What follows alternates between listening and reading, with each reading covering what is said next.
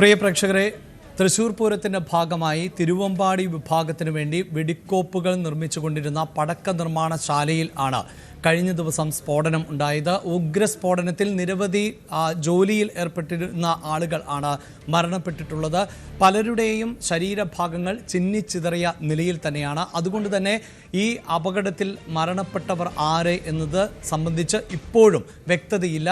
തിരിച്ചറിയുന്നതിന് വേണ്ടി ശാസ്ത്രീയമായ പരിശോധനകൾ അടക്കം അനിവാര്യമാകുന്ന സാഹചര്യം ആണ് ഉള്ളത്. ആ സാഹചര്യത്തിൽ തന്നെ കേരളത്തിൻ്റെ ചരിത്രം പരിശോധിക്കുമ്പോൾ ഇത്തരം സംഭവങ്ങൾ നിരവധി സംസ്ഥാനത്ത് ഉണ്ടായിട്ടുണ്ട് എന്ന് വേണം നമുക്ക് മനസ്സിലാക്കാൻ. പ്രത്യേകിച്ച് ഉത്സവ സീസണുകളിൽ ഒരു നൂറ്റാണ്ടിൻ്റെ കണക്കുകൾ പരിശോധിച്ചാൽ പോലും തുടർച്ചയായി അപകടങ്ങൾ ഉണ്ടാകുന്നു.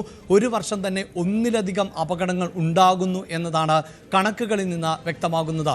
നമുക്കറിയാം, ഉത്സവങ്ങളും ആഘോഷങ്ങളുമൊക്കെ നമ്മുടെ സംസ്കാരത്തിൻ്റെയും ജീവിത രീതിയുടെയും ഭാഗമാണ്. അതുകൊണ്ട് തന്നെ ഉത്സവ സീസണുകളിൽ വ്യാപകമായി വെടിക്കോപ്പുകൾ നിർമ്മിക്കപ്പെടാറും ഉണ്ട്.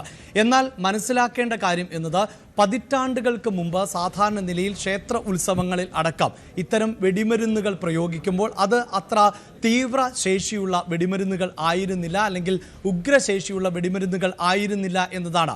പിന്നീട് ഈ ഉത്സവങ്ങളുടെയും ആഘോഷത്തിൻ്റെയും ഒക്കെ കാഴ്ചകളിൽ മാറ്റം ഉണ്ടാകുന്നു, മത്സര സ്വഭാവത്തിലേക്ക് അത് മാറുന്നു എന്നതാണ്. പ്രത്യേകിച്ച് ഇപ്പോൾ ഒരു പ്രദേശത്തുള്ള ഉത്സവം അത് എത്രത്തോളം പ്രൗഢഗംഭീരമായിരുന്നോ അതിലേറെ വലിയ ഉത്സവം നടത്തണം തൊട്ടടുത്ത പ്രദേശത്ത് എന്ന തരത്തിലൊക്കെ ക്ഷേത്രങ്ങളും ക്ഷേത്ര കമ്മിറ്റികളും തമ്മിലുള്ള ഒരു മത്സരം നമുക്ക് കാണാൻ സാധിക്കാറുണ്ട്.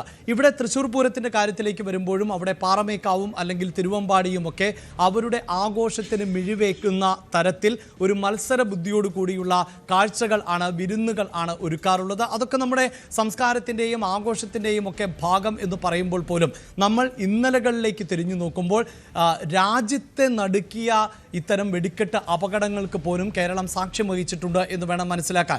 ഉദാഹരണത്തിന് ഇപ്പോൾ 2000 മുതൽ 2010 വരെയുള്ള ഒരു കണക്കുകൾ പരിശോധിച്ചാൽ പോലും 2000-ന് ശേഷം 2010 വരെ ഏതാണ്ട് 15 വെടിക്കെട്ട് അപകടങ്ങൾ ആണ് സംസ്ഥാനത്ത് ഉണ്ടായിട്ടുള്ളത്.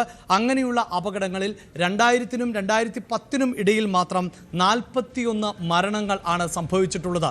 എന്നാൽ ഈ കണക്കുകളുമായി 2010 മുതൽ 2024 വരെയുള്ള കണക്കുകളെ താരതമ്യം ചെയ്യുമ്പോൾ അത് ഞെട്ടിക്കുന്നതാണ്. പ്രത്യേകിച്ച് 157 പേരുടെ ജീവൻ ആണ് ഈ കാലയളവിൽ ഇത്തരത്തിൽ, അതായത് വെടിക്കെട്ട് അപകടങ്ങളിൽ പൊലിഞ്ഞു പോയിട്ടുള്ളത് എന്നതാണ് എടുത്തു പറയേണ്ടത്. അവിടെയാണ് ഞാൻ സൂചിപ്പിച്ചതുപോലെ, അതായത് ഓരോ ഉത്സവ സീസണുകളിലും വെടിക്കെട്ടിൻ്റെ വീര്യം വർദ്ധിക്കുന്നു. പലതരത്തിലുള്ള വെടിക്കെട്ട്